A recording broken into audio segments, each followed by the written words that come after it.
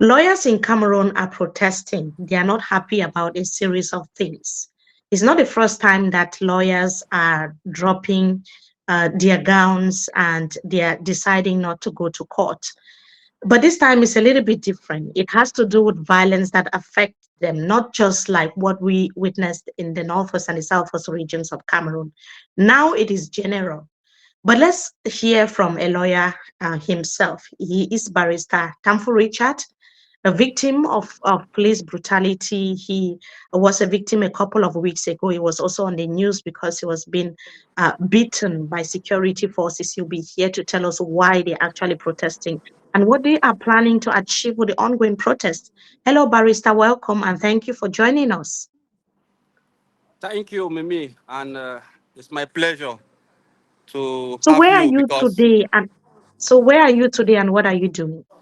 I am at home. I am at home, so we're taking good air. You know, we cannot continue to call ourselves lawyers when we don't have the possibility to work or carry out with our activities as lawyers. So we decided to put down our robes, to hang our Mhm. robes, simply because today we have the impression that the dignity of the lawyer is being faded upon. Lawyers are disrespected. Lawyers are considered to be enemies of the republic. And today, the treatment that lawyers get in Cameroon is unbearable. So, in a sign of protest, to send a strong message to the government that we lawyers enough is enough. We lawyers are we can't continue to bear this kind of treatment. We decided to put down our robes, and as you can see, I am at home since yesterday. We have decided to go on a 3-day strike, so that at least the government should understand that we are angry. We are not happy with the way the men in uniform are treating us, whereas all of us are actors of the judiciary. So So when you say that the government is considering you as an enemy or considering lawyers as enemies, what exactly do you mean? Can you be quite specific? yes, the lawyer is like the watchdog of a society. A lawyer is that person that is always being called upon when somebody has legal difficulties or is having a legal problem. So when a lawyer, this time around in Cameroon, lawyers have been seen to be enemies because when a lawyer is called upon to come and interpret the law or to tell the officers that this is what the law states, it becomes a problem. They believe that lawyers don't have a say in the affairs that they are carried in any matter that is before them.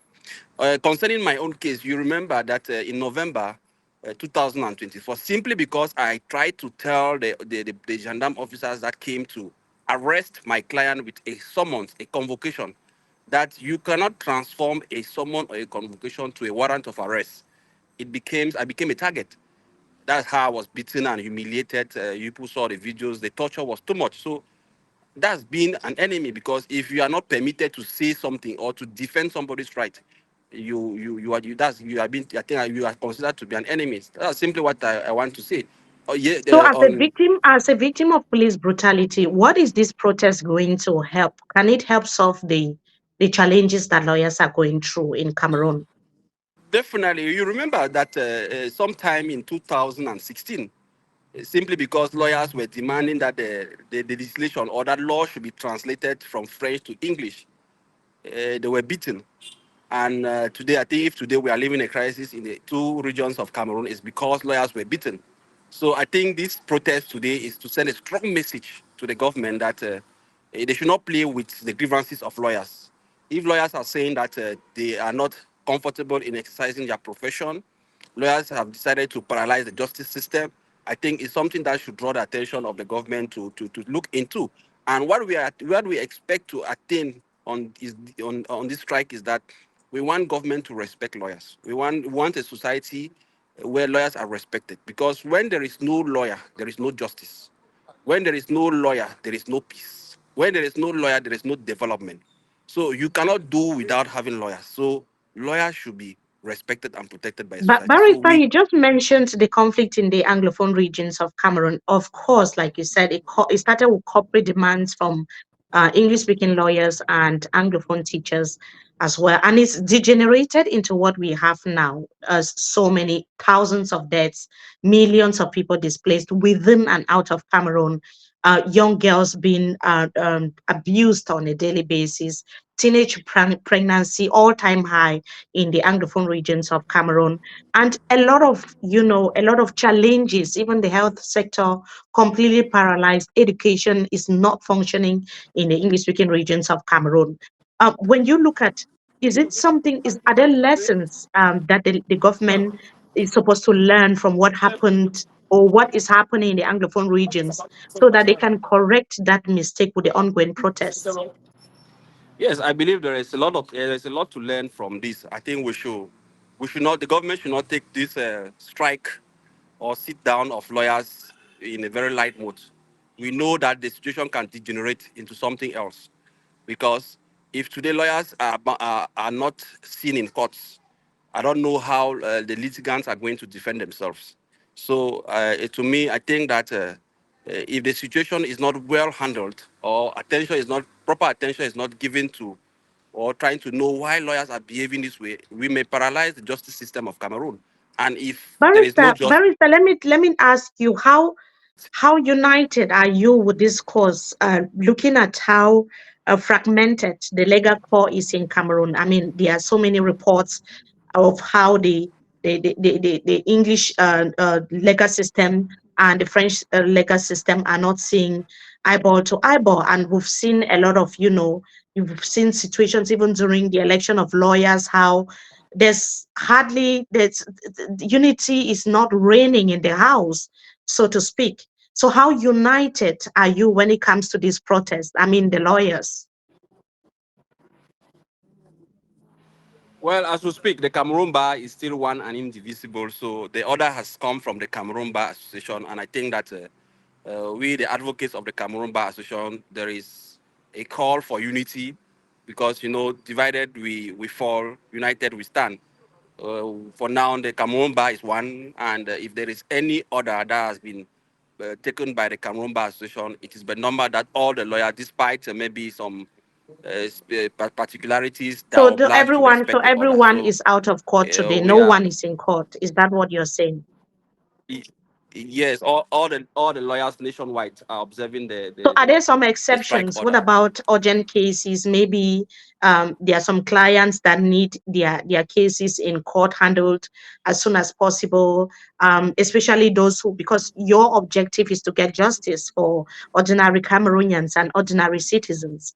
So what about what happens? Are there some exceptions, or is just a general protest?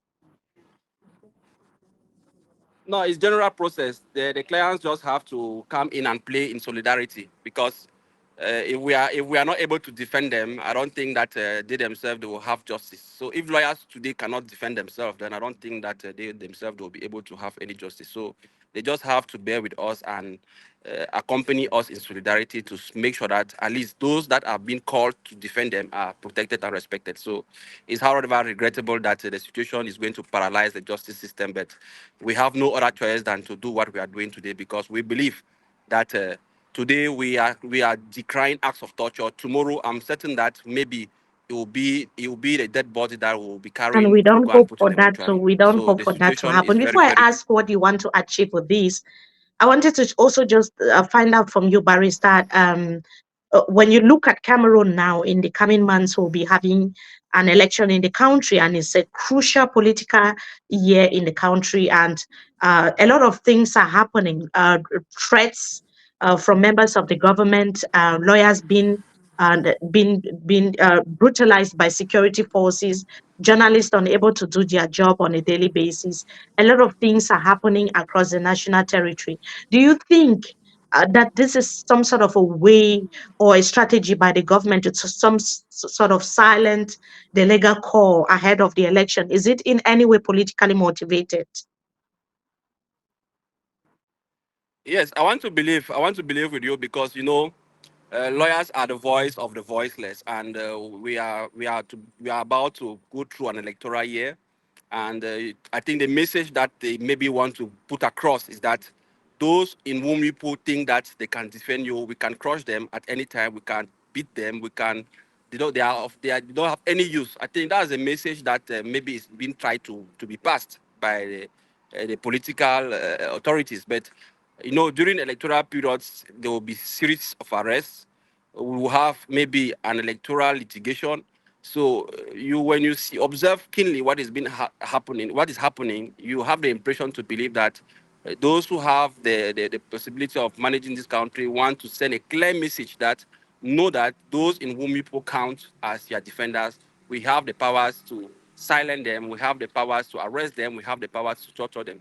So I think we should take what is going on very, very serious, because it's not only about lawyers, it's about the civil rights of citizens, be it political or whatsoever. So I think that's what the government is trying to maybe tell the citizens, that we are the law and we are capable of doing whatever thing we want to do, which to me, in a state that is said to be a state of law, such threats or such way of thinking should not have any place, because in law, no one should be Yes, above the law. indeed.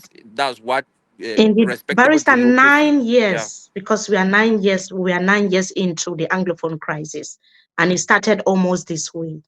The conflict has just gotten worse. It's getting worse on a daily basis, but it's not been addressed. What do you think? Why do you think the government would listen to you when there's been a crisis that started almost in the same manner, because there were just basic corporate demands from lawyers and teachers, but it's not been addressed up to today, and the conflict has just gotten worse, and women, children are being affected. English speaking Cameroonians have been highly been affected. Why do you think the government would listen to you when they've not listened to lawyers and teachers in the Anglophone regions? No, this is 9 years that has gone down, and I think that today the government is also feeling the pinch of their inactiveness or their silence. I don't think that government is happy with what is going on. I think that if they have a second chance to catch up, I'm sure they are going to do so fast, because today we are counting 9 years. Imagine that this situation also degenerates in the English in the French speaking region of Cameroon. I'm sure that we'll be talking about total chaos. So I think it's high time that government should not allow that this situation is not being addressed. We know that such actions or such protests that are being put up today by lawyers can degenerate. And once the judiciary is crumbled, I'm not sure that Don't everybody you will be don't you happy to think live that in if there Cameroon, was that because if you not desire do. for change, that desire to listen to dissenting voices, the government should instead start from the Anglophone regions before addressing other issues that are plaguing the country if they have that desire to solve issues? Yes, for me, the issue with the Anglophone crisis is that, to me, I just believe that the current persons who are in power today have completely failed, and I don't think they even have a solution to the plight of the Anglophones. You know, it's all about political will. And I don't think that those who are there today really have that political will. But we today, we believe that if they still Mhm. want to give a deaf ear to the recent strike of lawyers, it may degenerate. It will not just be, again, maybe the crisis will not only be in the Anglophone regions, it may as well transfer to the Francophone regions if care is not taken off. So I just believe that they will not allow this situation to take another turn, and that they will want to maybe have lawyers sit down and then tell them that, okay, this is how we henceforth intend to Yeah. protect and Thank you respect you. so much, Barrister. I don't know if you have anything to add, but that will be it for today.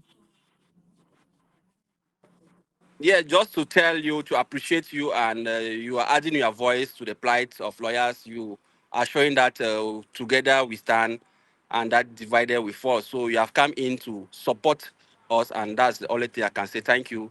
We should be able to send a message across that in a respectable state, lawyers should be respected and not be treated as uh, bunch box. I don't know what you want to tell me, but that lawyers in a Thank you respectable so state, much, lawyers are respected Barrister and they should be Tamfu protected. Richard. Our job as journalists is also to shed light on issues like that, and that's why we are always here as a media team. Thank you so much for also watching, and we'll keep an eye Okay. on what's happening in Cameroon, the political situation, the protests of lawyers. The elections are also coming, and in the months ahead, a lot is happening in the country. Thank you for watching, and stay tuned. Goodbye.